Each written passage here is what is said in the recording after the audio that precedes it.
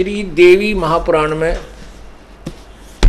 भगवान शंकर जी, भगवान विष्णु जी क्या स्टेटमेंट देते हैं, वो कितने विद्वान हैं, ये देखिएगा।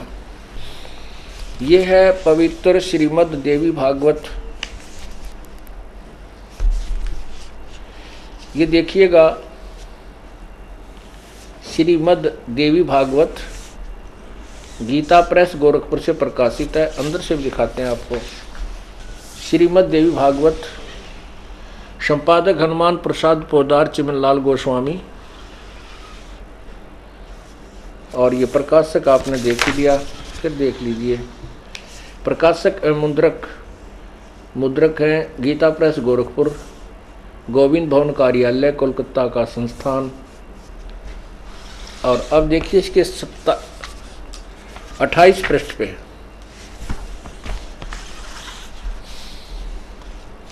ये है पहला स्कंद और अध्याय नंबर 4। पहला स्कंद अध्याय नंबर 4, क्योंकि ये 3 यहाँ समाप्त होता है। 1 से 3 की व्याख्या 27 पर समाप्त हो जाती है। 27 से ही चौथा प्रारंभ हो जाता है। 28 पे हम आपको पढ़कर सुना रहे हैं। 28 पे, ये 28 है।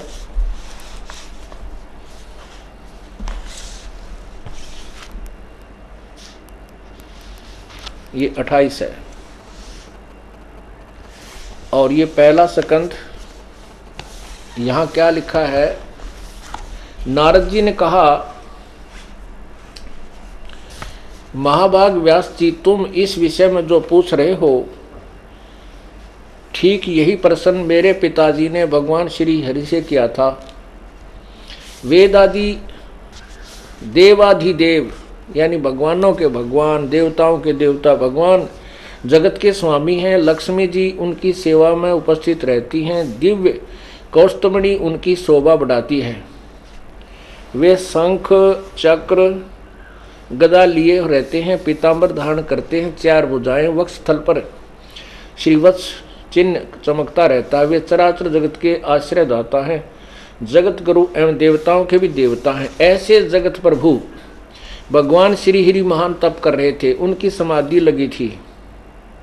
यह देखकर मेरे पिता ब्रह्मा जी को बड़ा आश्चर्य हुआ। नारद जी बता रहे हैं। अतः उन्होंने उनसे जानने की इच्छा प्रकट की। ब्रह्मा जी ने पूछा, प्रभो, आप देवताओं के अध्यक्ष, जगत के स्वामी, भूत भविष्य एवं वर्तमान सभी जीवों के एकमात्र शासक हैं। भगवान, फिर आप क्यों तपस्या कर रहे हैं और किस देवता की आराधना में ध्यान मगन है? मुझे असीम आश्चर्य तो यह हो रहा है कि आप देवेश्वर एवं सारे संसार के शासक होते हुए भी समाधि लगाए बैठे हैं।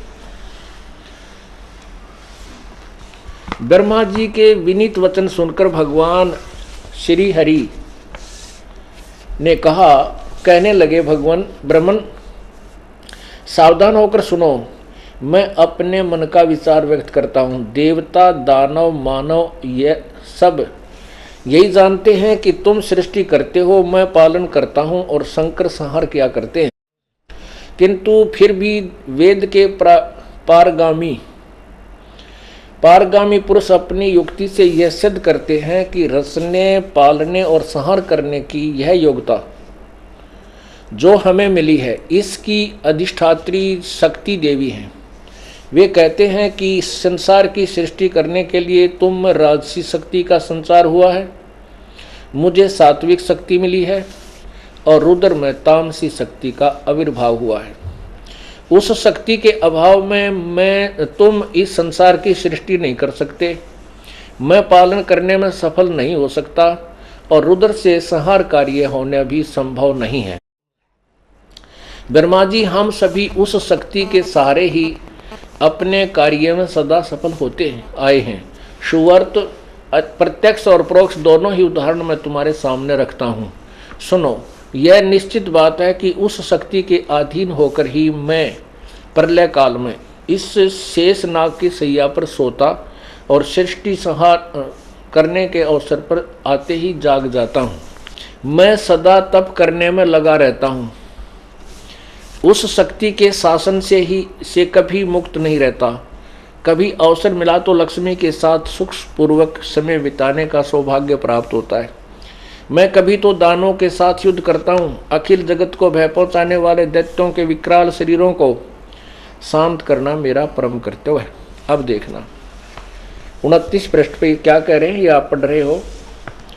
विष्णु जी कह रहे हैं, मुझे सब प्रकार से शक्ति के अधीन होकर रहना पड़ता है। उन्हीं भगवती शक्ति का मैं निरंतर ध्यान किया करता हूँ। ब्रह्मा जी, मेरी जानकारी में इन भगवती शक्ति से बढ़कर दूसरे कोई देवता नहीं है। अब देखो, श्री विष्णु जी के ज्ञान के स्तर की आपको पता लग गया कितने विद्वान है ये कहते हैं दुर्गा तो ऊपर मैं कोई भगवान नहीं मानता, इससे ऊपर कोई भगवान नहीं है मेरे विचार में। अब दुर्गा क्या कहती है ये देखिए। अब दुर्गा क्या कहती है,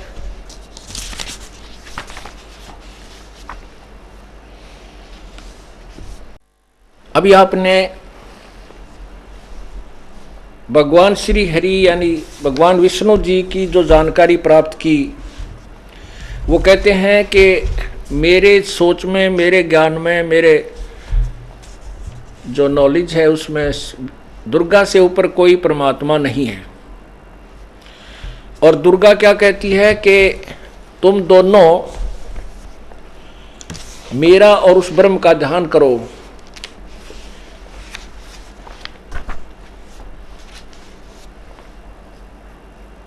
और वो सच्चिदानंद परमात्मा पूर्ण ब्रह्म ही सबका पूज्य है। यानी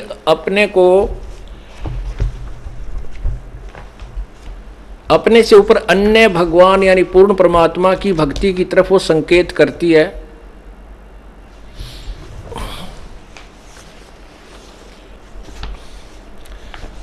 यह सकंद 9वां सकंद, यही वो दुर्गा शक्ति 9वां सकंद प्रश्न नंबर 661 पे यहाँ क्या लिखा है कि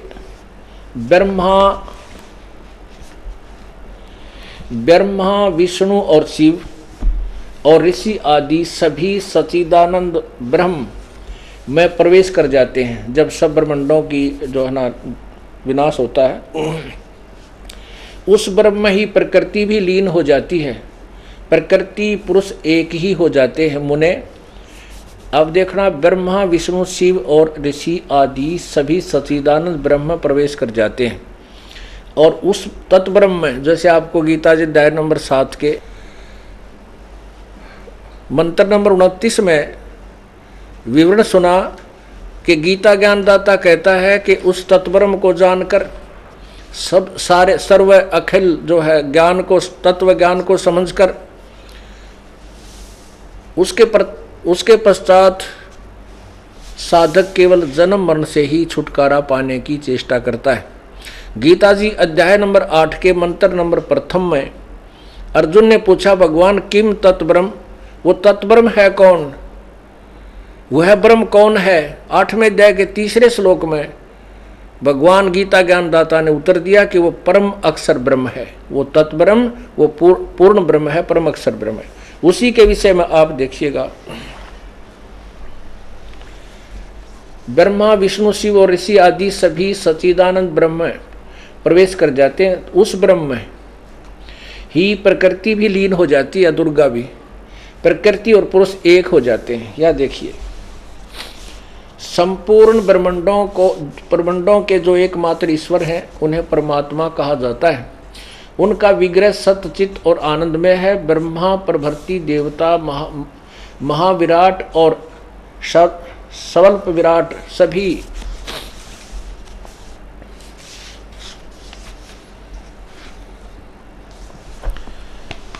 परम प्रभु परमात्मा के अंश हैं। ये जो नीचे के जैसे ब्रह्मा विष्णु महेश और ये काल यानी विराट, ये सारे के सारे उसी परम पिता के, उसी के अंश हैं। ये भगवान नहीं है, समर्थ नहीं है। आगे देखो 662 पृष्ठ पे वही 9वां स्कंद है। इस प्रकार सृष्टि के कारणभूत परब्रह्म परमात्मा नित्य सत्य सनातन स्वतंत्र निर्गुण और प्रकृति से परे हैं, दुर्गा से भी आगे हैं। उनकी न कोई लौकिक उपाधि है और न कोई भौतिक आकार है। भक्तों पर अनुग्रह करने के लिए वे सदा प्रस्तुत रहते हैं। उनकी कृपा से ही ज्ञानी बने हुए कमल योनि ब्रह्मा द्वारा ब्रह्मांड की रचना की होती है। शिव को मृत्युंजय और सर्वशक्तिताओं कहा जाता है। वे सर्वेश एवं महान तपस्वी हैं। परब्रह्म को जानकर उनकी तपस्या के प्रभाव से संहार कार्य में सफल होते हैं। यानी विष्णु ब्रह्मा शिव सफल नहीं है, समर्थ नहीं है, ये उस परमात्मा की शक्ति लेकर आगे कार्य करते हैं।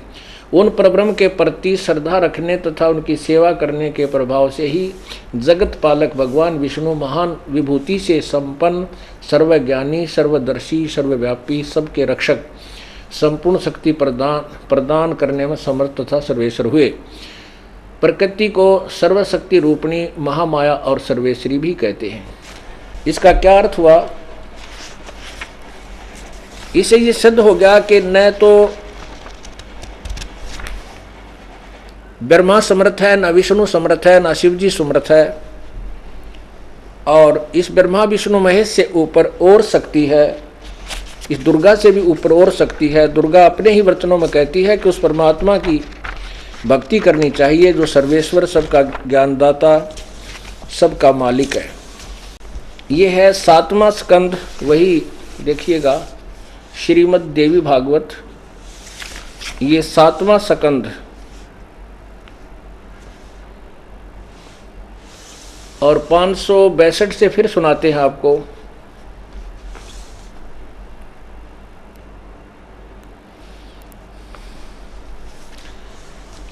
अब आपने सुना, आपने भगवान विष्णु जी की स्टेटमेंट सुनी कि मैं तो दुर्गा से ऊपर किसी को भगवान नहीं मानता।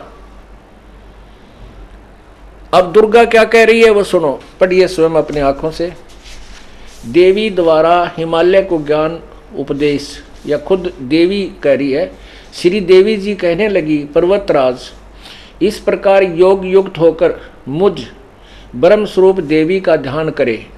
यह ध्यान आसन पर भली भांति बैठकर अहतुकी भक्ति के साथ करना चाहिए। आगे देखो उस ब्रह्म का क्या स्वरूप है। अब देखो ये सभी उवाबाई का ज्ञान देते हैं, जीव को भ्रमित करते हैं। दुर्गा पहले तो कह रही है कि मेरा ध्यान करो, अब कहती है उस परमात्मा के बारे में बताती हूँ जो सर्वशक्तिमान है, सबका पालक है, वही पूजा के योग्य है। अब देखो उस ब्रह्म का क्या स्वरूप है यह बतलाया जाता है, जो प्रकाश स्वरूप सबके अत्यंत समीप में स्थित हृदय रूप गुहा में स्थित होने के कारण गुहाचर नाम से प्रसिद्ध और महान पद अर्थात परम प्राप्य है। वह समस्त प्रजा के ज्ञान से परे है। अब देखो क्या कह रही है दुर्गा कि वो परमात्मा तो सबके ज्ञान से पार है, अर्थात उसके विषय में कोई नहीं जानता। अब देखो आगे क्या बताते हैं, अर्थात किसी की बुद्धि में आने वाला नहीं है, यह तुम जानो। जो परम प्रकाश रूप है, जो सूक्ष्म से अत्यंत सूक्ष्म है, जिसमें संपूर्ण लोक और उन लोकों में निवास करने वाले प्राणी स्थित हैं, वह अक्षर ब्रह्म है, अविनाशी ब्रह्म है, और वही सबके प्राण है, वही सबकी वाणी है और वही सबके मन है। वह यह परम सत्य और अमृत अविनाशी तत्व है। सौम्य वेदने योग्य लक्ष्य का तुम वेदन करो। ओह सौम्य उस वेदने योग्य लक्ष्य का तुम वेदन करो, मन लगाकर उसमें तन्मय हो जाओ। सौम्य उपनिषदों में कथित महान अस्त्र रूप धनुष लेकर उस पर उपासना द्वारा तीक्ष्ण किया हुआ बाण साधना करो, संधान करो, और फिर भगवान भावना गुप्त चित्त से के द्वारा उस बाण को खींचकर उस अक्षर रूप ब्रह्म को ही लक्ष्य बनाकर वेदन करो। परवण ओम धनुष है, जीवात्मा बाण है और ब्रह्म को उसका लक्ष्य कहा जाता है। अब ये सभी तत्व ज्ञान से अपरिचित हैं और परमात्मा पूर्ण ब्रह्म ने आकर के पहले ब्रह्मा को, फिर विष्णु को, शिव को इनको समझाने की चेष्टा की। इन्होंने कुछ तो वो ज्ञान परमात्मा वाला ठीक सा मान लिया और उसी का फिर आगे प्रचार चलता रहा। अब देवी क्या कह रही है, ये क्या कहते हैं कि वो परमात्मा जो और है, सबकी बुद्धि से परे है, वो अक्षर ब्रह्म, अक्षर माने अविनाशी, वो अक्षर ब्रह्म, तो उसका ही वेदन करो। वेदन माने उसी को लक्ष्य मानकर प्राप्त करने की चेष्टा करो। उसके लिए ओम मंत्र है। ओम मंत्र तो उसका धनुष है, जीवात्मा बाण है और ब्रह्म को उसका लक्ष्य कहा जाता है। लक्ष्य यानी उसका उद्देश्य। आगे देखो, वह एकमात्र परमात्मा को, उस एकमात्र परमात्मा को ही जानो, दूसरी सब बात छोड़ दे। यानी अपनी पूजा भी कहती है छोड़ दो, केवल सब प्रकार से उसी परमात्मा को जानो। यही अमृत रूप परमात्मा के पास पहुंचने वाला पुल है। संसार समुद्र से पार होकर अमृत रूप परमात्मा को प्राप्त करने का यही सुलभ साधन है। जिस प्रकार रथ के चक्कर में आरे लगे होते हैं, उसी प्रकार शरीर की संपूर्ण नाड़ियां हृदय में एकत्रित रह स्थित हैं। उस हृदय में ही विविध रूपों में प्रकट होने वाला परब्रह्म संचरण करता है, अंतर्यामी रूप से वर्तमान है। इस आत्मा का ओम के जाप के साथ ध्यान करो। इससे अज्ञान में अंधकार से सर्वथा परे और संसार समुद्र से पार जो ब्रह्म है उसको पा जाओगे, तुम्हारा कल्याण हो। अभी 363 पर क्या कह रहा है, ये 363 ही चल रहा है जो अभी हम पढ़ते आ रहे हैं। यह सबका आत्मा ब्रह्मलोक रूप दिव्य आकाश में स्थित है, यानी एक देशीय है, ब्रह्मलोक में रहता है। धीर बुद्धिमान पुरुष विज्ञान के द्वारा ही आनंद रूप अमृत अविनाशी ब्रह्म सर्वत्र प्रकाशित है, उसको भलीभांति देख लेते हैं। धीर पुरुष, धीर माने तत्वदर्शी। अब जैसे आपने यजुर्वेद अध्याय नंबर 40 के मंत्र 10 और 13 में धीरा नाम माने तत्वदर्शी संत ही उस परमात्मा के विषय में जानते हैं, तो ये भी अपने से आगे बता रही है कोई और तत्वदर्शी संत ही उसको जानते हैं, वही उसको देख सकते हैं और वो परमात्मा। अब इनका खिचड़ी ज्ञान है। हमने जो कंसेप्ट क्लियर करना था वो ये है कि ना ब्रह्म माने ज्ञान, ना विष्णु को, ना शिव जी को। विष्णु जी कह रहे हैं कि मैं दुर्गा की पूजा करता हूँ, इससे आगे भगवान नहीं मानता। दुर्गा कह रही है कि वो परमात्मा कोई और है, वही पूजा के योग्य है, वही सारी जीवों का आधार है। उसकी जैसा उसने अपनी सोच है कि उसका वो नाम जाप करो, उसी का ध्यान करो, वो ब्रह्मलोक में रहता, वही पूर्ण परमात्मा है। अब इन्होंने तो जीव को गुमराह करने का एक पूर्ण रूप से जाल फैला रखा है, और ये दुर्गा जो है काल के भय से सत्य नहीं बता सकती, और इस काल ने इन सबको भ्रमित करके और सभी जीवों को अज्ञानी बना रखा है। आगे फिर देखना, धीर यानी बुद्धिमान पुरुष विज्ञान के द्वारा, विज्ञान माने तत्व ज्ञान, विज्ञान माने तत्व ज्ञान के द्वारा जो आनंद रूप अमृत अविनाशी ब्रह्म सर्वत्र प्रकाशित है, उसको भलीभांति देख लेते हैं, यानी साकार हुआ जब देख लेते हैं। उस कार्य कारण रूप पुरुषोत्तम को देख लेने पर इस जीव के हृदय की गांठ अविद्या टूट जाती है, सारे संशय नष्ट हो जाते हैं, और सब शुभ अशुभ कर्म अक्षीण हो जाते हैं। वह निर्मल और निष्कल ब्रह्म प्रकाश में प्रकोश दिव्य परम धाम में विराजित है, दिव्य परम धाम में विराजित है। वह शुभ्र सर्वथा विशुद्ध और संपूर्ण प्रकाश में वस्तुओं का भी प्रकाशक है, उसे आत्मज्ञानी पुरुष ही जानते हैं। उस प्रकाश रूप परम धाम में परमात्मा में न सूर्य प्रकाशित होता है, न चंद्रमा, न तारे ही प्रकाशित होते हैं, न वहाँ ये बिजली चमकती है, फिर अग्नि की तो बात ही क्या है, आदि आदि।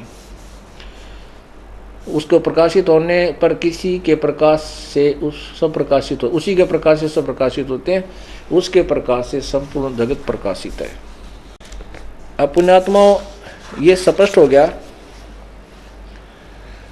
कि ना तो फिर मन बेरा क्या का सब उआ बाई बोल रहे हैं, जैसे भांग पी कर जो मुँह माई वाए कह दी, कभी कुछ कह रहे हैं कभी कुछ कह रहे हैं। कहते हैं सतगुर बिन काहू न पाया ज्ञाना, जो थोथा बुछड़े किसाना। गुरु बिन वेद पढ़े जो प्राणी, समझे न सार रहे अज्ञानी।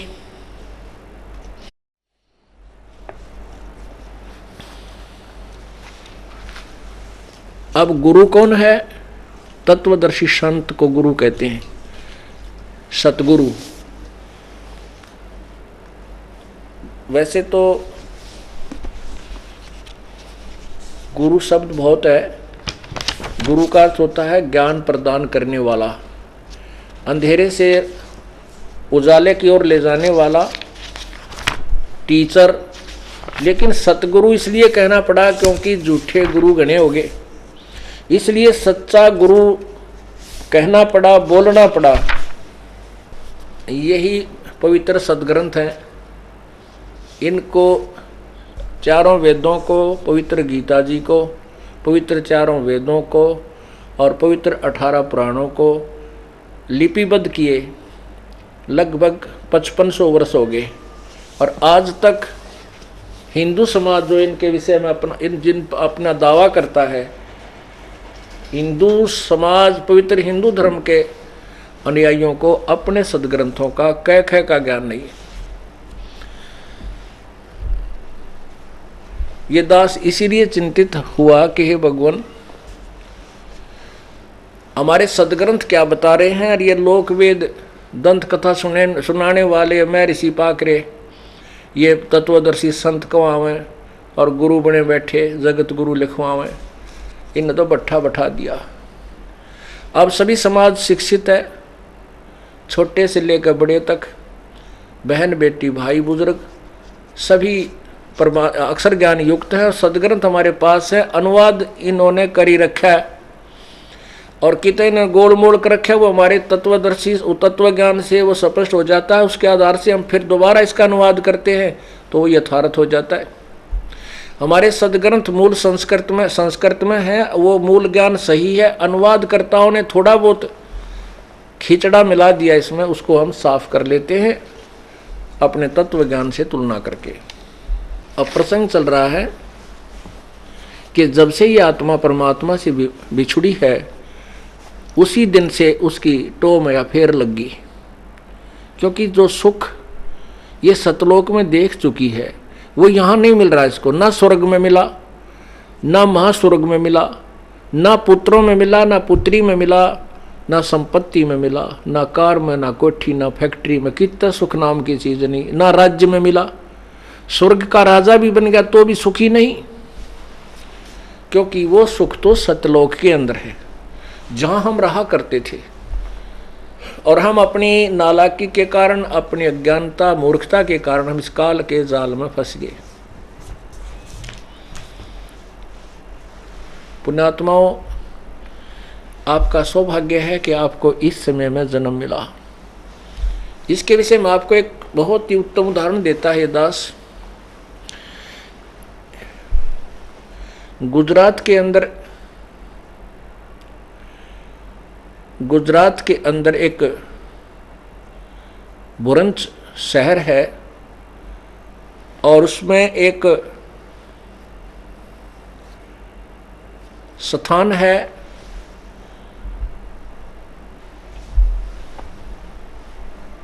वहां पर उसे शुक्ल तीर्थ बोलते थे उस समय में। वहां पर 2 ब्राह्मण भाई रहते थे। उस समय वो एक टापू था, आज भी एक टापू है। उस समय उसमें 30-40 घर थे, यानी झोपड़ियां थी, मकान थे। आज से 550 वर्ष पूर्व की बात है। छोटे छोटे गांव हुआ करते थे। शुक्ल तीर्थ नाम का एक गांव था, उसमें 2 ब्राह्मण भाई रहते थे, एक जीवा एक तत्वा।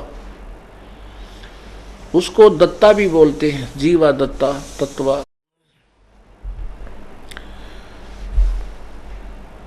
उन्होंने सत्संग सुने। एक दिन उन्होंने सत्संग सुना, क्योंकि परमात्मा उस समय जब 120 वर्ष यहाँ रह कर गए, जब परमात्मा एक अतिथि रूप में 120 वर्ष बालक से लेकर वृद्ध तक की भूमिका की, एक जनसाधारण जैसी भूमिका की, एक सतगुरु की भूमिका की और एक सच्चे भक्त की, दास की, हर प्रकार से जो उन्होंने भूमिका की, वो हमारे लिए एक उदाहरण बनाकर चले गए। तो उस समय परमात्मा अनेकों रूप बना करके पूरी पृथ्वी पर प्रचार किया करते थे।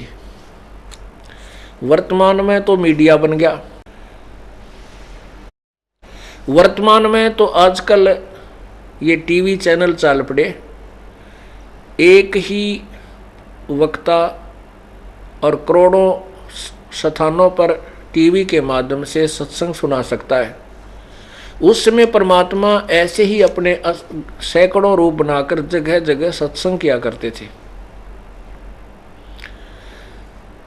कहते हैं अप आरती अप साजे, अप किंगर अप बाजे, अप ताल झांझ जनकारा, आप नचे अप देखने हारा।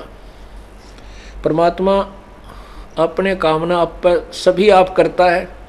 आप ही संत बनता है, आप ही भगवान है, आप ही दास बनता है, आप ही तत्वदर्शी संत बनता है। स्वयं ही सतगुरु की भूमिका करते हैं। अपने अन्य रूप में वो परमात्मा गुजरात में उसी शहर के शुक्ल तीर्थ के पास सत्संग फरमा रहे थे। ये जीवा और तत्वा दोनों भाई परमात्मा की चाह में सत्संग सुनने, जहाँ भी किसी ऋषि महर्षि या भगत संत का कोई सत्संग सुनते थे, दोनों भाई सारे काम न त्याग के वहाँ पहुँच जाते थे। परमेश्वर ने सत्संग यही फरमाया कि पूर्ण संत बिना मोक्ष नहीं हो सकता, और पूर्ण संत के बिना साधना करना भी व्यर्थ है। इस तरह बहुत लंबे चौड़े परमात्मा ने प्रमाण दे करके सत्संग किया, जिससे जीवा और तत्वा के हृदय में यह बात समागी कि अभी जब तक पूर्ण संत नहीं मिलेगा और वैसे साधना करना व्यर्थ है, डले डोने वाली बात है, तो क्यों ना पहले हम तत्वदर्शी कोई परम संत की ही खोज करें, उसके बाद ही हम साधना शुरू करेंगे। उन्होंने सोचा हम जिस भी ऋषि महर्षि मंडलेश्वर या सुप्रसिद्ध संत का सत्संग सुनने जाते हैं, तो जिसका भी सत्संग सुनते हैं हमने तो सारे बढ़िया लगे। हमने तो कोई से भी संत भगत का ज्ञान है, संत का बुरा नहीं लगता, आनंद आता है। सभी का ज्ञान ऐसा लगता है जैसे एक से एक का बढ़कर है। अब ये निर्णय कैसे करें भाई कौन सा पूरा है और कौन सा पूरा को नहीं। अब वो भोले बाड़े थे, उन्होंने के फैसला कर लिया। जीवा बोला कि भाई एक बात समझवाओ मेरा तो क्या, एक सूखे वट वृक्ष की बड़के पेड़ की एक सूखी डाली थी टहनी, वह अपने आंगन में गाड़ दी। जैसे पौधा लगा कर ऐसे गड्ढा खोद कर और उसमें वह सूखी टहनी बड़की वट वृक्ष की सूखी टहनी गाड़ दी जैसे पौधा लगा कर, और कहने लगा जीवा बोला भाई एक काम करते हैं, हमारे तेनों समझ में आता नहीं किसका ज्ञान खरा है किसका खरा को नहीं, कौन संत पूरा है कौन अधूरा है। भाई जिसके हम संतों के गुरुओं के पैर धोवांगे, हमारे घर पर बुलावांगे, आदर से सत्संग करवावांगे और सत्संग सुनकर उसके बाद उनका चरण धो करके इस टहनी में डालेंगे। यदि ये टहनी हरी होगी तो पूरा संत मानांगे, नहीं तब हम नाम लिया को नहीं। चाहे इससे अच्छा तो ना भक्ति करना वो बढ़िया। उन्होंने पहले तो आसपास जितने भी कोई संत भक्त मिलते जो सत्संग करने वाले उनको प्रार्थना करते, अपने घर सत्संग करवाते। उनका ज्ञान विचार सुनते, फिर चरण धो करके उस टहनी में, उस गड्ढे में डाल देते जिसमें सूखी लकड़ी डाल गाड़ रखी थी। जब उन्होंने देखा कि इनसे कुछ नहीं बात बन रही, फिर सुना उन्होंने कि वहाँ एक बहुत बड़े मंडलेश्वर रहते हैं, एक बड़े सिद्ध पुरुष रहते हैं। कोई गुफा में बताए, कोई तो धूने पर तप रहे हैं, वो बताए कहीं उल्टा खड़े हैं, कोई जल में खड़े हैं। फिर वो दोनों भाई उनके पास गए, पहुंचे उन महापुरुषों के पास। उन्होंने घर पे आने से तो इनकार कर दिया। फिर उन्होंने प्रार्थना की, प्रभु आपके दास आपके चरणों की रज पान करना चाहते हैं, कृपा चरणामृत देने की कृपा करें। संत दयालु भी होते हैं, उन्हें कहा ले भाई ले लो। उन्होंने अपने चरण, उनके चरण धो लिए और डोली में गाल लिए, डाल कर घर ने ले आए। उसमें डाला, नो रिजल्ट। उन्होंने सभी जितने भी जहां भी जिसने बताया वहां पहुंचे, उनका चरणामृत ले आए और टहनी में डाल दिया, लेकिन वह लकड़ी गलन लगी। अरे तो कहाँ होनी थी। अब उन दोनों भाइयों ने फैसला कर लिया कि इस पृथ्वी पर कोई संत नहीं है, और हमने उस संत की बात 100% सही लगी। हमने वो संत के विचार सुने थे कि पूर्ण संत बिना भक्ति करने का कोई यूज नहीं, कोई लाभ नहीं। और भाई वो संत हमने कुछ लागे नहीं था, वो एक साधारण सा भगत दिखाई दे था। उसमें तो मुझे ज्ञान तो उसने ठीक बताया, पर वो भाई भक्ति का अंश उसमें मुझे दिखा नहीं। उन दोनों भाइयों ने आप पर फैसला किया, क्योंकि हमारा जो दृष्टिकोण है भगत और संत, हम उसको मानते हैं साधक जिसने कहते बड़ी बड़ी जटा बढ़ा रखी हो, सिर पर बड़ी बड़ी जटा हो, दाढ़ी बढ़ रही हो, गल में माला डाल रखी हो, धूना पर बैठा हो, कि खड़ा हो, तपस्या कर रहा हो, कह दूध पीता हो, रोटी ना खाता हो, यानी डले ढोंता हो ना, वो अच्छा लगा हमने। कह मूंड मुंडा रखा हो, कति घोटम घोट करके न तिलक ला रखे हो मस्तिष्क में, तो हम उनको संत माने थे। और परमात्मा अपने सिंपल ड्रेस में रहा करते, जिस क्षेत्र की जैसी वेशभूषा होती वहां वैसी ही बना करके प्रकट हो जाते थे।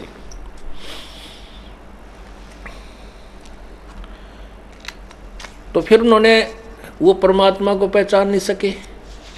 उन्होंने ये एक का फैसला कर लिया और दोनों भाई रोने लगे, बैठ कर रोने लगे। दोनों भाई रोने लगे बैठ के घर में और कहने लगे, हे परमात्मा, हम पापियों का अगर जीवन और इस जीवन को समाप्त कर दो, मानुष जीवन के, हे परमात्मा, जो शेष जीवन हमारा मनुष्य का बचा हुआ हो, इसको उस समय पर देना मालिक जब पृथ्वी पर पूर्ण संत आए हुए हों। ऐसा कहकर फूट फूट कर रोने लगे बुरी तरह, और कोई संसार में कुछ भी वस्तु उनको अच्छी नहीं लगे। बार बार यही प्रार्थना करते हैं, परमात्मा ये मनुष्य जीवन व्यर्थ है, हे भगवान ये अनमोल पूंजी जाने लग रही है, संत परम मिले नहीं और ये मोक्ष हो नहीं सकता। और फिर ना जाने कितने युगों के बाद या कितने जन्म 84 लाख योनियां भोगने के उपरांत कभी मनुष्य जीवन मिले। इसलिए परमात्मा अपने दासों के इस शरीर का अंत कर दो और ये शेष समास प्रभु उस समय दे देना, चाहे थोड़ा ही समय बचा हो हमारा, जिस समय पृथ्वी पर कोई परम संत आया हो। इस तरह वो बहुत बुरी तरह थके हुए दुखी होकर के अपने घर पर बैठ गए। एक संसार में कोई संत नहीं, कितना धक्के खाने की हो सकता नहीं, अपना जीवन अंत यही हो जाए तो बढ़िया है। अब वो अंतर्यामी कहते हैं, गोता मारूं स्वर्ग में जा बैठूं पाताले, गरीब दास ढूंढता फिरूं अपने हीरे माणिक लाल, सोर सल सीधर मैं करूं अपने जन के काज, अपने हंस के लिए मैं ना जाने के छल सीधर का अर्थ होता है ना, मेरा किस रूप में झूठ साची यानी करके अपनी प्यारी आत्मा को हम अपनी शरणों में लेकर ही छोड़ता हूं। अब जिसको परमात्मा की तरफ इतनी हो जाती है, भगवान निकट पहुंच जाता है उसके पास। कबीर परमात्मा जब उनमें ये तड़फ बनी, परमात्मा एक वैसे अपने सिंपल वेशभूषा में, और दाढ़ी बढ़ा रखी थी प्रभु ने, ऊपर टोपी पहन रखी। अब परमात्मा कबीर परमेश्वर जी जीवा दत्ता की झोंपड़ी के सामने से और ऐसे गली से गुजर रहे थे। जीवा बाहर खड़ा था। अब पुण्यात्मा होती हैं, उन्होंने परमात्मा की दाढ़ी बड़ी हुई थी, उसने सोचा ये महात्मा है, चरणों में प्रणाम किया। महाराज सत साहेब राम राम राम राम भाई नो कहेगा, भगवान आगे न चल पड़े। अब कहते हैं करे करावे साइया मन में लहर उठा, ता दूसरे दर जीव कह वो आप बगल हो जा। अंदर प्रेरणा करी मालिक ने जीवा कहे, जैसे संत ने क्यों ना अपने घर बुला लूं। ईसा महात्मा बहुत अच्छा लग रहा है मुझे तो, क्योंकि आत्मा को परमात्मा खींचता है। जब आत्मा के साथ से भगवान जा रहा था तो उसके अंदर एक विशेष कसक होगी। वो अपने भाई दत्ता के पास आया, अंदर आकर कहने लगा, दत्ता मेरी एक अर्ज आपसे कि एक संत जावत गया है यहाँ से इधर को, आपकी आज्ञा हो तो बुला लिया उसको, सत्संग सुन लेंगे, उनका भी चरण धो लेंगे। दत्ता कहने लगा, भाई रहने दे, दबी दबाई बात ने क्यों याद दिवावे है, और एक हफ्ता फिर रोना पड़ेगा।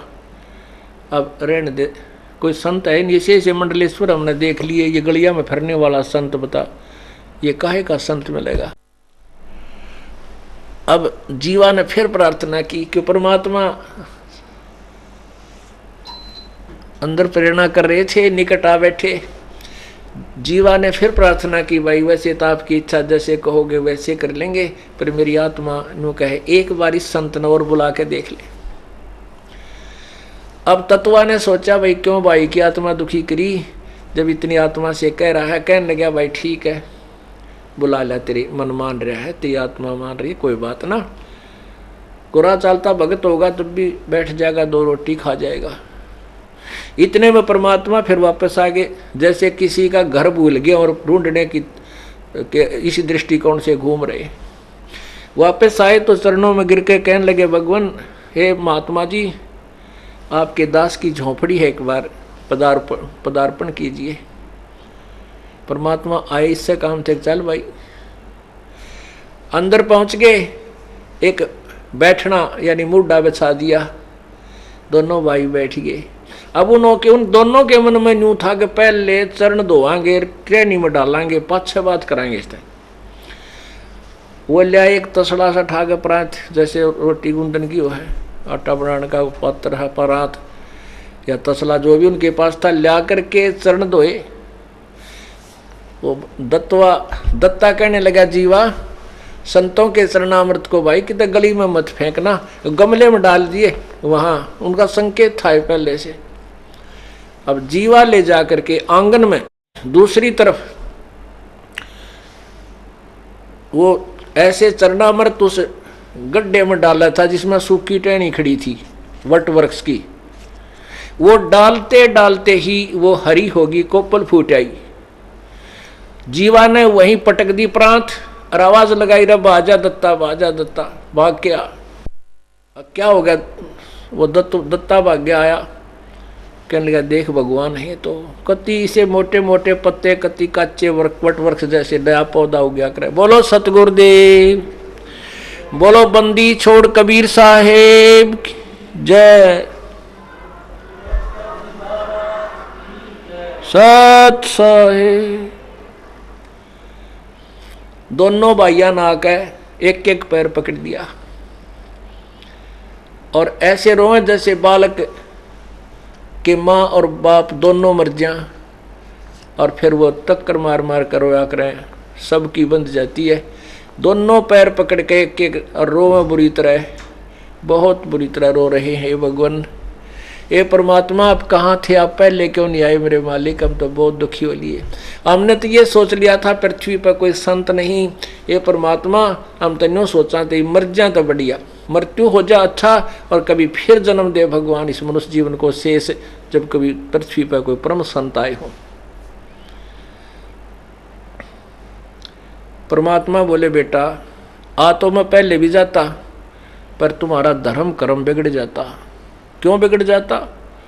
क्योंकि तुम्हारे मन में मैं आ जाता, और मेरा आते यू काम तो होना ही था, तुम्हारी यह शर्त पूरी होनी ही होनी थी, लेकिन तुम्हारे को मैं भगवान ना दिखाई दूं, वो मैं विद्वान नहीं महसूस लगूं, तुम ये कहो ये तो कोई वैसे जंतर मंतर करनिया होगा, और फिर आप कहीं और मंडलेश्वरों के पास धक्के खाते फिरते, फिर मेरे में श्रद्धा ना होने से तुम्हें पूर्ण लाभ नहीं मिलता। पुण्यात्माओं, सौभाग्यशाली तो आप हैं, क्योंकि आपको इस समय में मनुष्य जीवन मिला है जब दास परमात्मा ने भेज दिया इस तत्व ज्ञान का डूंडा ठाने के लिए। और उससे भी ज्यादा सौभाग्यशाली वो हैं जो पहले इन मंडलेश्वरों द्वारा और सब संतों द्वारा धक्के खा लिए और अब इस सादास के पास आएंगे, इस ज्ञान को सुनेंगे, वो और भी सौभाग्यशाली है, क्योंकि वो फिर डगमग नहीं होंगे। और जैसे कोई पहली बार यहाँ आ गया, हमने ज्ञान सुनाया, ज्ञान समझ में आ गया, फिर वो सोचता है कहीं वो इतने बड़े संत जिसके लाखों शिष्य हैं, कहीं उसके पास ज़्यादा मसाला हो, यहाँ से हटकर उसके सत्संग भी सुनने चला जाता है, उसमें आस्था बनाकर गया हो, वैसे तो जा ही नहीं सकता। तो वहाँ जाने से यहाँ आपका नाम खंड हो जाएगा, क्योंकि आपकी आस्था, आपकी भक्ति अनन्य नहीं रही। तो वो फिर उसके अंदर जो है ना थोड़ा विकार पैदा हो जाएगा, वो लेट हो जाता है। और जो सब जगह धक्के खा लिए, कोई तो अपने दुख निवारण के लिए घूम लिए, कोई मोक्ष पाने के लिए घूम लिए, वहाँ कोई वस्तु मिली नहीं, वो अब यहाँ आए हैं, वो और भी सौभाग्यशाली समझना। और जो पुण्यात्मा मेरे जैसे थे, जो हनुमान जी और रामकृष्ण हर के गुण गाते फिरा करते, वह तो वैसे सौभाग्यशाली है, क्योंकि वहाँ तो कोई स्थिर ज्ञान था ही को नहीं। हमारे को ये ज्ञान समझ में आया, तुरंत समझ में आ गया, तुरंत ग्रहण कर लिया। यदि हमारे बीच में कोई संत और घुस रहा होता, वो हमने ठिकाना लगन नहीं दो, क्योंकि हम उसके पास पूछने जाते, अब जी वहाँ से सुना है, वो चतुर व्यक्ति अपनी पोल खोलने के डरते हैं हमें और भ्रमित कर देता और उस संत से दूर कर देता। दूसरे नंबर पर सौभाग्यशाली वो हैं जो किसी संत के नहीं फंसे थे। तो पुण्यात्मा परमात्मा यही बताना चाहते हैं कि जीवा दत्ता, मैं पहले भी आ जाता, और पहले आते ही तुम्हारी ये शर्त भी पूरी हो जाती, लेकिन तुम्हारा पेटा नहीं भरा हो, तुम्हें विश्वास नहीं होता कि ये संत हो सकता है, क्योंकि तुम्हारा दृष्टिकोण संत की परिभाषा कुछ और बना रखी थी। गले में माला हो, बड़ी बड़ी दाढ़ी हो, आंख मीच कर बैठा हो, बोलता ना हो, धूने बतपता हो, या मूंड मुंडा रखा हो, कति है कपड़े ना पहनता हो, कति एक वस्त्र में एक लंगोट में रहता हो, तुम ऐसे डरे ढोने वालों को संत मान रहे थे। ये दोनों भाई सुनो है कहा जी, ऐसे बिल्कुल सही कह रहे हो। और भाई दूसरी बात यह है, तुम कह रहे हो कि पृथ्वी पर जो संत नहीं होगा, कोई संत नहीं, यदि पृथ्वी पर संत ना हो तो इसमें आग लग जा। ये तो परम संत की शक्ति से संतुलन बना रहता है बेटा। तो इस प्रकार परमात्मा ने उनका भ्रम निवारण किया और फिर ये तत्व ज्ञान सृष्टि रचना सुनाई। ओहो, अब दोनों भाइयों ने, क्योंकि ब्राह्मण दोनों भाइयों ने उपदेश ले लिया और साथ में बच्चों ने भी ले लिया। अब वो दोनों भाई जगह जगह गांव में, गवांड में, रिश्तेदारी में ये एक सत्व ज्ञान की चर्चा करें और उनसे प्रश्न करें कि बताओ ब्रह्मा विष्णु महेश के माता पिता कौन है। वो कहें झूठ बोलते हो, तुम बकवाद करते हो, तुम देवताओं को हे बताते हो, तो सारे ब्राह्मण लोग उससे विपरीत हो गए। जब उनको पता चला कि इन्होंने काशी वाले एक धानक से नाम ले लिया, एक काशी में रहने वाले जुलाहे को गुरु बना लिया, तो ब्राह्मण समाज ने उसको जाति से घेर दिया, दोनों को जाति से निकाल दिया और कह दिया कि कोई बात इनसे कोई संपर्क नहीं रखेगा। अब आगी समस्या पहाड़ तबारी। जीवा कहता लड़की थी और दत्ता कहता लड़का। अब वो बालक ब्याह शादी के योग्य हो गए। कोई भी ब्राह्मण समाज में शादी करवाने उनकी बात सुनने को तैयार नहीं, उनके लड़कों की कोई एक्सेप्ट नहीं करे, ना लड़की का ब्याह स्वीकार करे ना लड़के की कोई शादी करे। परमात्मा का गरोए भगवान ने ईब क्या होगा। परमात्मा आए घूमते फिरते, जैसे आज याद किया हो 2-3 दिन में आकर प्रकट हो गए। कहने लगे भगवान आपकी दया से ज्ञान समझ में आ गया, सिर धड़की बाजी दाता, अब पहाड़ में जाओ ये समाज हमारे बात समझ में आ गई। पर एक समस्या होगी परमात्मा, मेरा तो एक लड़का एक लड़की, भाई का लड़का है मेरा लड़की है। जीवा कहने लगा इनकी कोई शादी नहीं करता, कोई स्वीकार नहीं करता, बालक ब्याहने योग्य हो गए, समस्या आ गई या और आप ही हल करोगे प्रभु। परमात्मा बोला भाई होगी हलियात है, तुम ऐसे कहने लग जाओ, एक पत्र पुत्र लिखकर आसपास अपने सब जगह भेज दो कि भाई तिथि निर्धारित कर दो कि जीवा की लड़की और दत्ता के लड़के का ब्याह कराएंगे और इस तिथि को उन दोनों का ब्याह होगा। अब उन ब्राह्मण लोगों ने पता लग गया भैया तो इज्जत का नाश होगा, बड़ी बात बिगड़ी। फिर उनकी मीटिंग हुई ब्राह्मण उसका शुक्ल तीर्थ के ब्राह्मणों की। वो कहने लगे भाई गलती उन दोनों ने कर रखी है, जीवा और दत्ता ने, बड़का का के दोष है भाई, उन लड़कियां नाम ब्याह होंगे बच्चा ने किता है, ये तो नाश हो जाएगा इज्जत का, बता कति बाण भाई का ब्याह हो गया। तो पंचायत आई ने बोला जीवा दत्ता ये बालक तुम्हारे नहीं हमारे हैं और उनकी शादी हम करेंगे और खबरदार जब तुमने इज्जत का नाश कराया है। तो दोनों बैठे रहे, जय हो बंदी छोड़ की, आप पे सिर दर्द हट गया। वो लड़के लड़की ने ले गए अच्छी तरह उनका ब्याह कर दिया। जब परमात्मा ने कहा, परमात्मा से कहा परमात्मा अपना तो हिंग भी ना लागने दी ना फटकड़ी, ब्याह भी अगले ने कर दिया। तो वो सारी समस्या परमात्मा के कहते हैं द्वार धनी के पड़ा रहे, धक्के धनी के खा, 100 काल जकजोल ही पर द्वार छोड़ नहीं जा। परमात्मा आप ही फिर रास्ता निकालते हैं। तो पुण्यात्मा आपके ऊपर कितना रहम किया प्रभु ने, आपका मनुष्य जीवन और फिर ये तत्व ज्ञान की गंगा आपके सामने बहा दी परमात्मा ने। इसमें नहाओ और धो और पियो ठाठम ठाठ और सतलोक की तैयारी करो। परमात्मा क्या बताते थे। अब जैसे पिछले सत्संग में प्रसंग चल रहा था कि सिकंदर लोधी दिल्ली के बादशाह, उनको बहुत भयंकर रोग हो गया था, क्योंकि सिकंदर लोधी वो खूंखार बादशाह था कि बहुत हिंदुओं को मुसलमान बनाने पर लगा हुआ था। यदि परमात्मा उनको झटका नहीं देते तो शायद ही हिंदू नाम का कोई व्यक्ति बचता, सभी मुसलमान बन जाते, कुछ डरते बन जाते, कुछ लालच में बन जाते। परमात्मा ने जैसा भी उस सिकंदर लोधी ने कुकर्म किए थे, सताई थी दुनिया को, जबरदस्ती मुसलमान बनाए थे, उसके दोष के आधार से अत्याचार के कारण उसके ऊपर इतना भयंकर रोग हो गया कि किसी से भी उसका कोई इलाज नहीं हुआ। ना उनके धार्मिक जो गुरुओं से हुआ, ना मुल्ला, ना काजी, ना पीरों से, और न ही किसी हिंदू वैद्य से या किसी गुरु पीर से या किसी संत ऋषि से सिकंदर लोधी का कोई राहत नहीं मिली। वो सभी यही कह देते थे, बाद में जब सारे जंतर मंत्र बता के उससे कोई लाभ नहीं हुआ, ये कह देते थे कि ये तेरे प्रारब्ध का रोग है, तेरे भाग में लिखा है, ये तो तुझे भोगना पड़ेगा सिकंदर जी, इसको कोई पृथ्वी पर कोई भी भगवान इसको समाप्त नहीं कर सकता। और वो उनको, क्योंकि उनके पास ज्ञान तो था ही नहीं, समाधान होगा कहाँ से। मासा घटे न तिल बधे, वेदना लिखे जो लेख, साचा सतगुरु मेट कर ऊपर मारे मेघ। ठीक है, कबीर परमात्मा यानी पूर्ण ब्रह्म के अतिरिक्त कोई भी संत, कोई भी भगवान ब्रह्मा विष्णु महेश ब्रह्म पर ब्रह्म आदि, अब उनके मस्तिष्क भाग्य में लिखे हुए लेख में कोई परिवर्तन नहीं कर सकते। केवल पूर्ण परमात्मा ही परिवर्तन कर सकता है।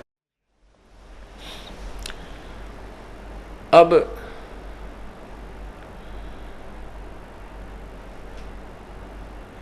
सिकंदर लोधी का रोग कहीं भी समाप्त नहीं हुआ।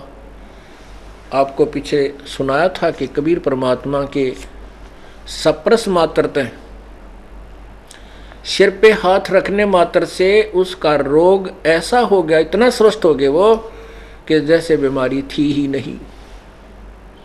पुण्यात्माओं, जिसका लागे सो तन जाने, जिसका बीमारी और फिर स्वस्थ हो, उसके हृदय में जो श्रद्धा उस व्यक्ति के प्रति बनती है, वो स्वयं जानता है कि आज मेरा नाश हो जाना था, मेरा समय रो के बिताना था, आज मैं स्वस्थ कर दिया।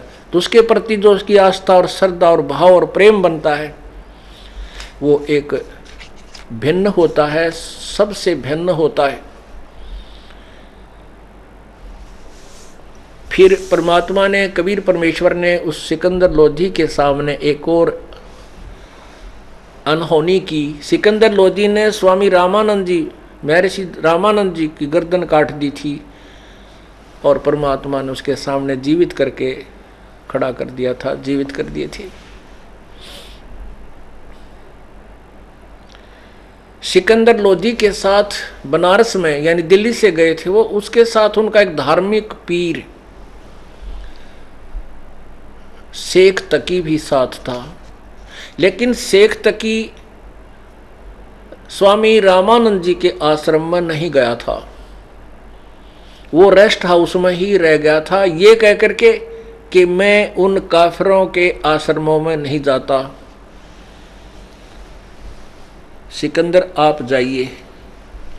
अब सिकंदर का तो फांसी गल रही थी, सिकंदर लोधी को तो बहुत भयंकर रोग था और मरता क्या नहीं करता।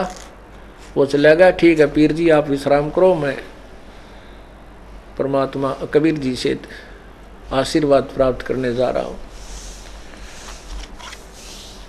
अब सिकंदर लोधी स्वस्थ हो गए, उसके सामने रामानंद जी को जीवित कर दिया कबीर भगवान ने।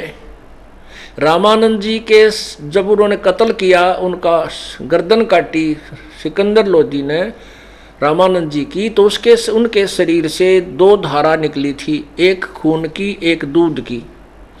तब उन्होंने कबीर साहब से प्रार्थना की थी रामानंद जी ने कि हे, जब वो जीवित हो गए थे, कि हे प्रभु मेरे शरीर से ये दूध और लहू, ये रक्त कैसे निकला? तो दूध ही निकलना था चाहिए था, या रक्त, दूध भी नहीं हो सकता, रक्त ही निकलना चाहिए था, ये दूध किस लिए निकला?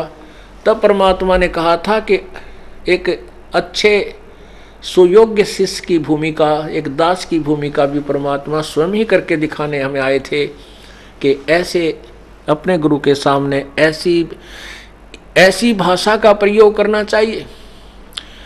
उन्होंने कहा कि हे स्वामी जी, हे गुरुदेव, आप तो अंतर्यामी हैं, जानी जान हैं, आप सब जानते हो, आप तो इस दास के मुख से कहलवाना चाहते हो। तब उन्होंने बताया था कि स्वामी जी अभी तक, पहले तो आप अन्य जाति वालों को हे समझते थे, ब्राह्मण वर्ग को ऊंच मानते थे, बाकी जाति वालों को आप न्यून मानते थे। वो तो आपने दया कर दी, इस दास को शरण में ले लिया, और रविदास जी और उस समय तक कई, जैसे पीपा जी राजपूत था राजा, वो भी शरण में आ गया था, ऐसे कई ले लिए थे। लेकिन परमात्मा, हे गुरुवर, अभी तक आप मुसलमानों को बुरा समझते हो, नीच समझते हो, हे समझते हो। हे प्रभु, हे स्वामी जी, ऊंच नीच कोई जाति या धर्म से, समुदाय से नहीं होता। ऊंच नीच इस विध है लोई, कर्म को कर्म कावे दोई। ना तो सारे हिंदू अच्छे और ना सारे मुसलमान उच्च। जो बुरे हैं वो मुसलमानों में भी बुरे हैं, जो अच्छे हैं वो मुसलमानों में भी नेक बहुत है, और जो बुरे हैं वो हिंदुओं में भी निरे हैं, और अच्छे भी हैं वो हिंदुओं में भी बहुत कम नहीं है। ब्राह्मण भी इतने नीच हैं कि कसाई भी ना हो सकता, और केवल जाति या मजहब से जीव ऊंचा नहीं होता, उसके कर्म ऊंचे और नीचे होते हैं। जब तक आप बैर भाव से दूर नहीं होगे, राग द्वेष आपके अंदर से नहीं खत्म होगा, तब तक आप मोक्ष अधिकारी नहीं हो सकते। इसलिए आपके शरीर, आप आधे सुपात्र हुए हो, पूर्ण सुपात्र नहीं हुए हो। जिसने भगवान चाहिए, जब उस ऐसे महापुरुष ने जाति का झंडा भी पाट दिया, एक धानक को सीने से लगा लिया था, अब फिर दूसरी चोट मार कर परमात्मा ने सीधे कर दिए। मुसलमानों को भी वो अपनी प्यारी आत्मा समझने लगा, और सिकंदर लोधी को सीने से लगा कर कहा, बेटा माफ कर दे मुझको, मेरे से बहुत भूल हुई थी। आज मेरा अंधेरा, हृदय का अंधेरा इस मेरे भगवान ने, कबीर जी ने मेरा हटा दिया। आज के बाद ये दास किसी भी वर्ग के, किसी भी समुदाय के, किसी भी धर्म के व्यक्ति को बुरा नहीं जानेगा, हाँ कर्म आधार से ही उसको निर्णय लेगा। अब सिकंदर लोधी ने सोचा, भाई ये तो भगवान ने पड़ा है, क्योंकि दो चमत्कार, एक का चोट में दो चमत्कार दिखा दिए वहीं खड़े खड़े, और फिर भी को उसको भगवान को भगवान नहीं समझा तो फिर अंधा है, वो तो पामर प्राणी है, कृतघ्नी है। लेकिन सिकंदर लोधी, क्योंकि राजा जो बनता है वो बहुत अच्छी आत्मा होती है, भले ही वर्तमान में वो अपने स्वार्थवश बहुत पाप कर डालता है, लेकिन फिर भी आत्मा में उसके अंदर कुछ जगह ईश्वर की होती ही है। ये बट नेचुरल होता है। सिकंदर लोधी ने सोचा, सबसे ज्यादा झगड़ा हमारा हिंदू और मुसलमान का हो रहा है, और इस प्यारी इस परमात्मा को मैं दिल्ली ले चलूं, वहां जाकर ये प्रवचन सुनाएंगे इतने प्यारे प्यारे, जैसे आज गदगद कर दिए इन्होंने। 1-1.5 घंटा भगवान ने इसी सब्जेक्ट पर प्रवचन किया कि हम एक जाति के हैं, हम एक भगवान, जीव हमारी जाति है, मानव धर्म हमारा, हिंदू मुस्लिम सिख ईसाई धर्म नहीं कोई नारा। तुम एक पिता के संतान हो, इस काल ने तुम्हें अलग अलग मजहबों में बांट कर आपस में दुश्मन बना दिया ताकि ये मुझे ना पहचान सकें। इस तरह मालिक ने बहुत गहराई की बातें की। सिकंदर लोधी ने सोचा, इस महापुरुष को दिल्ली ले चलता हूँ और इसके सत्संग करवाऊँगा, इनके वचनों को सुनकर हिंदू और मुसलमानों का झगड़ा मिट जाएगा, सब आपस में प्यार तरह करेंगे। लेकिन ये बीच में स्वार्थी लोग होते हैं ना, जो गुरु आचार्य, ये हमारे सदा से शत्रु रहे हैं। इन्होंने हमें डिवाइड करके रूल किया है, हम एक नहीं होने दिए आज तक। लेकिन अब समय आ गया है, आप शिक्षित हो, अक्षर ज्ञान आपके पास है, अपने सदग्रंथ हमारे पास हैं, इनको देख कर के अब ये जाति और मजहब की खाई कति खत्म हो जाएगी। थोड़ा सा समय लगेगा। तो उसने प्रार्थना की सिकंदर लोधी ने कि हे प्रभु, हे अल्लाह, अल्लाह की जात, आप इस दास की एक प्रार्थना है, आज्ञा हो तो कहूँ। परमात्मा बोले, बोल भाई, कहे क्यों ना, तो कह ले जो तूने कहनी है। कहने लगे कि आप मेरे साथ दिल्ली चलो और वहाँ प्रचार करो मेरे दाता, या आपसी आग लगी हुई है ख़त्म हो जाएगी। परमात्मा बोले, मैं किसी के साथ न्यों ना जाया करूँ भाई, ऐसे नहीं जाता, मैं तो केवल अपने शिष्य के साथ जाता हूँ, जो मेरा शिष्य बन जा।